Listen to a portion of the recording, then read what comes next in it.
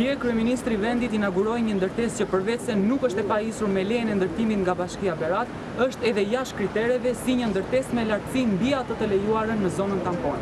A u kujtua dje kryeministri i vendit ndërsa kalonte në rrugën kryesore të Beratit për monumente, trashëgimin e lënë në arrest në dorë të fatit nga qeveria e tij? Jo. Ndaj dhe ne jemi këtu sot, në urën e Goricës, monumentit që rrezikon të shndërrohet nga një monument historik në një monument harese.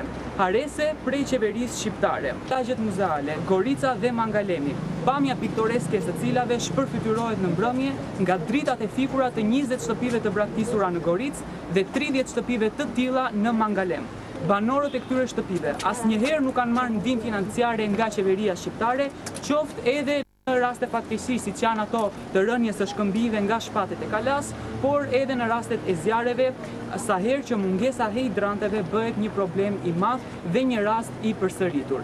Realiteti mospërfillës godet mbi 83 shtëpi të braktisura në zonën historike të Beratit, të cilat japin sinjalin e asgjësimit jo thjesht si banesa individuale, por edhe si ansambël arkitekturor i qendrës sonë historike.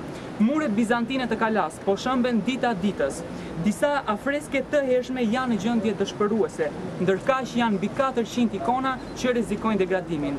A i tha ndokush dje kryeministrit që në Berat, në qytetin për cilin a i kujtohet sa herë që ka inaugurime, janë 107 monumente të kategorisë së parë dhe 383 monumente të kategorisë së dytë, të cilat presin me vite fondet në kushte degradimi. Por ku janë këto fonde? Pse politikat klienteliste të qeverisë shqiptare i kthejnë shpinën trashëgimisë së Beratit? Ku janë planet dhe projektet që supozohej të aplikoheshin nga drejtoria e heshtur dhe e shurdër e drejtorisë së monumenteve? Drejtori kjo, e cila me qëra fjala përfaqëson për të disatën herë injorimin që i bëhet trashëgimisë së Beratit, duke patur në krye të saj një drejtor me diplomë të vlerë, një militant i zjarrt i Partisë Paterit që mban sot në pushtet Sali Berishën.